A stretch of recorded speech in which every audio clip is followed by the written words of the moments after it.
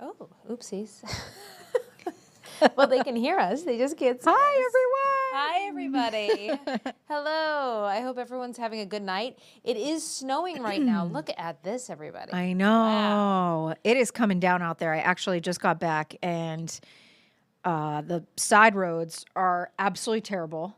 I had to drop a couple of my players off at their house, and I was just really nervous driving. It was stressful. I'm like, I bet. I'm looking at this. Now, this isn't moving, so this is live radar, though, correct?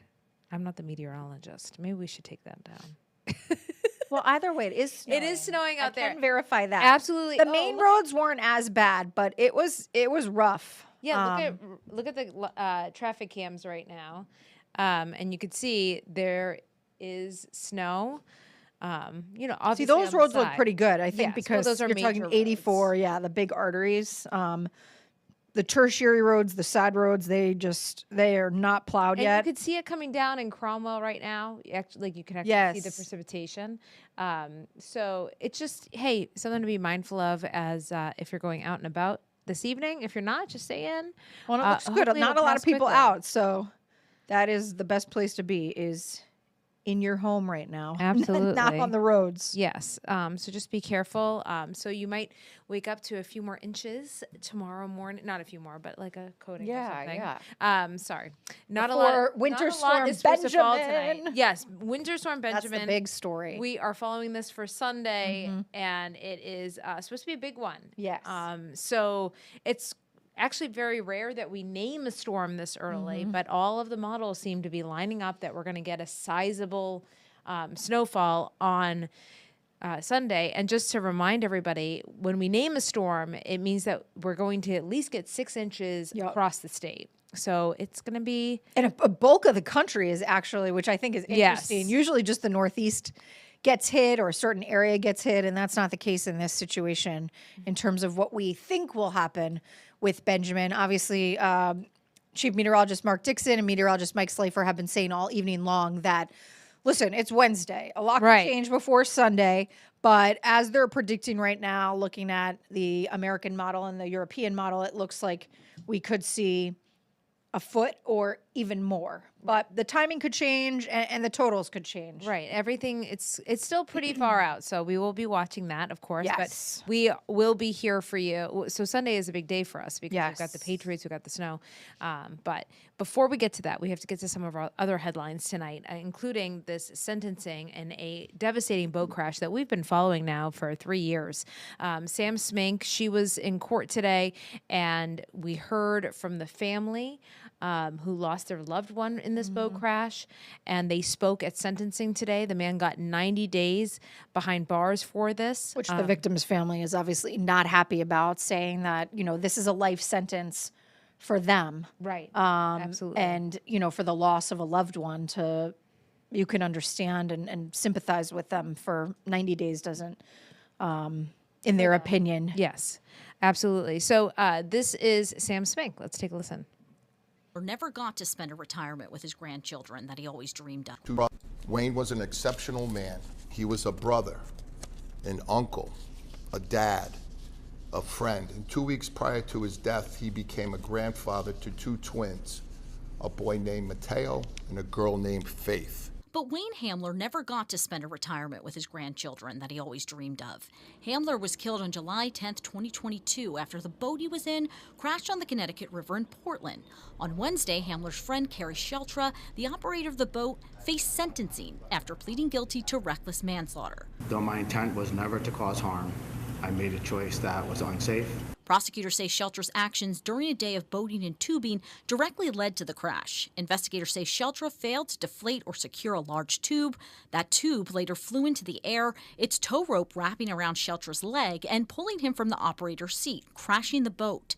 Not only did Hamler die in the crash, but Sheltra's son, then 6 years old, had to have his leg amputated, and Sheltra's wife has a permanent brain injury. Prosecutors said in court, Sheltra admitted to police he had about 4 drinks that day, but his blood was never drawn at the hospital, despite police asking staff to do so.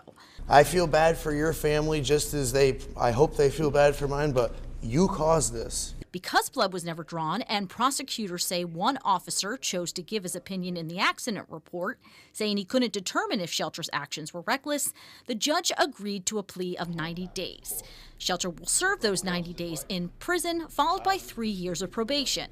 The Hamler family feels their loved one was denied justice. While the defendant will serve a short period amount of time in prison, my family and Wayne's friends are serving a lifetime sentence. 90 days ends, our grief does not. Nothing can bring Wayne back. Also, turning to the Capitol tonight. Yes. State senator in hot water. Not only is he being investigated by the FBI, but now he is being named in this audit report that shows that money was not appropriately being handled when it comes to this local nonprofit. We are talking about State Senator Doug McCrory and our chief political reporter, Susan Raff. She spent the day kind of digging into this audit and learning more information. Yeah, she said it was a busy day. Very at the busy Capitol. day. Yes. The report is a forensic audit, and the findings could possibly result in criminal charges against the Blue Hills Civic Association. Senator McCrory is mentioned in this report, although he is not charged with anything. However, Governor Lamont feels he should step aside from his leadership role as chair of the Education Committee. State Senator Doug McCrory helped secure funding for the Blue Hills Civic Association, more than $15 million in state grants over the last 5 years. A forensic report shows there was little or no oversight on how that money was being spent. But the report also found more glaring issues. It found the nonprofit had been a victim of wire fraud, $300,000. But they failed to tell the state about it for 5 months, although the report says they did tell Senator McCrory.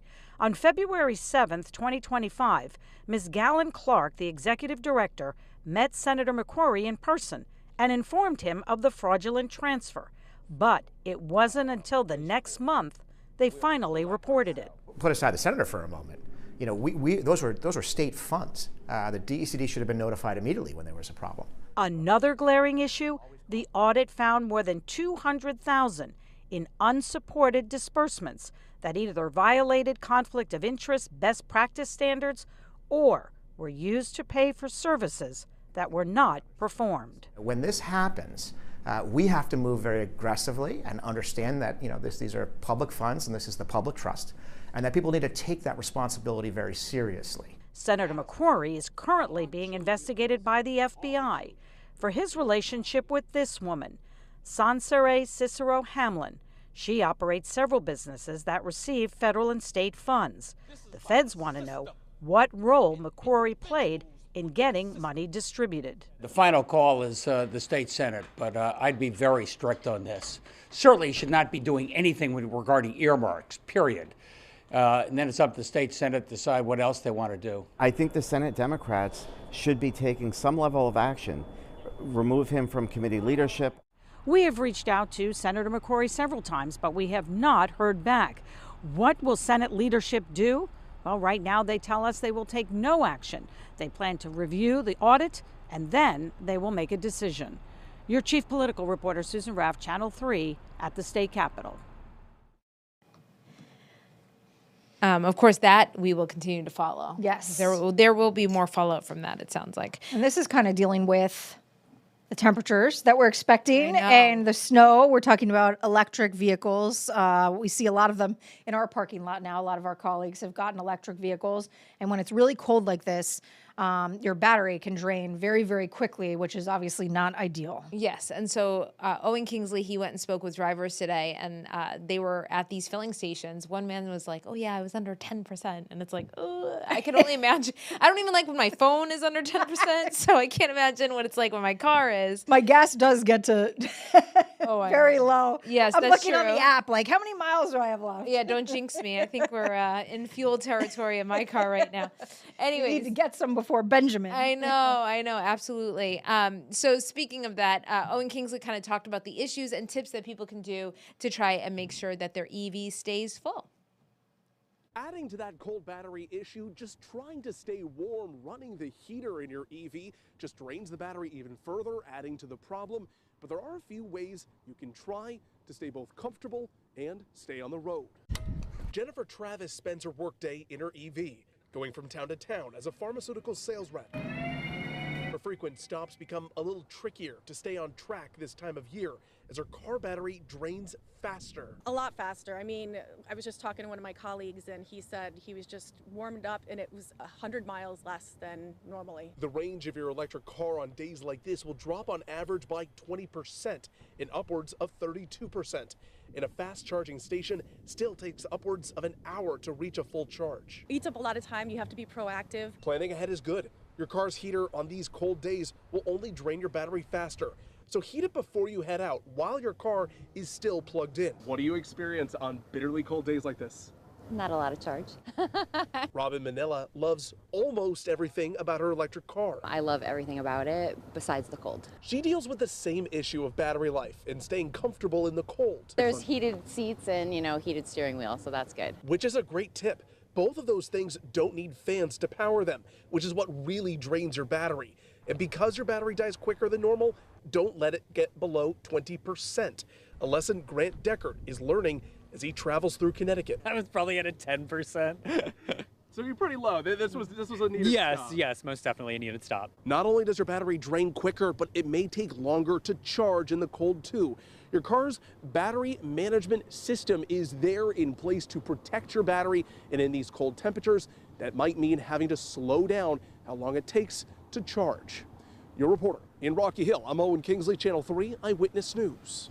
All right. And of course, we like to end on good news. And Yes. the Patriots are in the AFC Championship, They which I are. am a Patriots fan.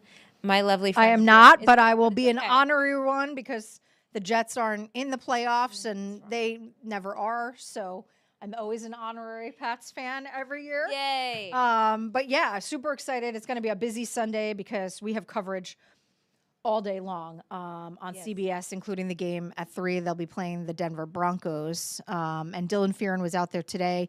He talked to the quarterback, Drake May. And there's a really cool Connecticut connection where one of his biggest hype men is actually from Manchester. So I love that. it's really cool. All right. So let's see. Dylan went to Gillette Stadium today. Yes. What a cool assignment. I know. Fun. Here he goes. This is a calm and confident Patriots group. New England is 8-0 on the road this season, undefeated with a terrific defense and a star quarterback in Drake May having a sensational sophomore season. It's the perfect formula for winning games in January and hopefully February. The Patriots are heading west to Denver to deal with a three-headed monster, the Broncos defense, the altitude, and the raucous environment. But it feels like no problem for the Pats, undefeated on the road this season, a team that's shown resiliency for months and exceeded every expectation. We try to preach it through, the entire offseason and being able to establish an identity that travels,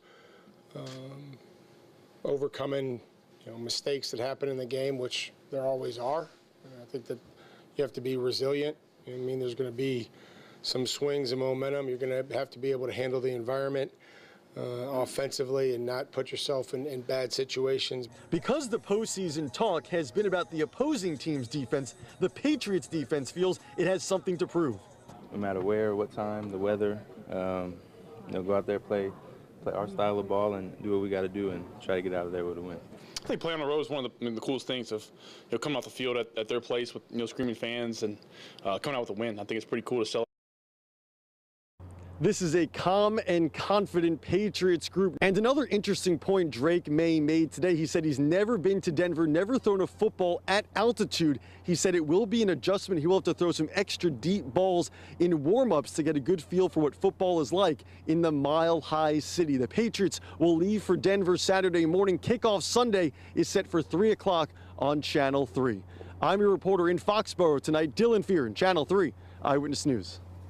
Of course, we'll be watching. Sorry about that little glitch there. We were just really excited to show you the next thing. That's right. That was this. That's what it is. Sunday at 3, the AFC Championship, the Patriots at the Broncos in Denver, Mile High Stadium. We will have you covered with a ton of coverage on CBS. So first off, we're going to, at 11:30 in the morning, we are going to have a Road to the Championship special that Joe and I will be co-hosting along with Mark Robbins and Dan Booth. We'll have everything you need to know locally, inside scoop, inside baseball, inside football. But it's going to be a lot of fun. That's going to be 30 minutes. And then at 12, CBS will take over with their coverage before the big game. And of course, and then Sunday, because it is Winter Storm Benjamin, Yes. we will have live coverage all day for you. If football is not your thing, you have zero interest in football. And look, I will be watching the Patriots game when I am not working diligently on Storm coverage. Yes. Because I will be keeping an eye on everything with the football. However, we will have coverage for you with this storm too on the Wax and streaming here on WFSB Plus All day long. Yes. So we have multiple teams and we have team coverage. We are more than fully staffed on Sunday. Without a doubt. We are bringing in crews to make sure that you get all the information you need to know. What the roads look like, what we're hearing from first responders, if there are parking bans in effect, we'll have people in our taking live shots of the roads as they're driving. So all of that will be happening. From start to finish, we've Exactly. got you covered. And right now, with the best team in Connecticut. let's take a look at the roads right now, just because I know it is actually snowing. It is snowing still today. Not a lot. These roads So look good though. They're not sticking. It's it the is main a little wet, roads. though, so just be careful. Take it Yeah, easy. without a doubt. Even when I was braking on some of the side roads and I was going very slow, I could feel my car just sliding a little bit. So make sure, especially on the side roads, that you go slow. Yes, be careful out there. And that's going to do it for us here at 3 at 9. Have a great night, everybody. We'll see you at 10 and 11. Yes, have a great Wednesday night. Goodbye. Bye.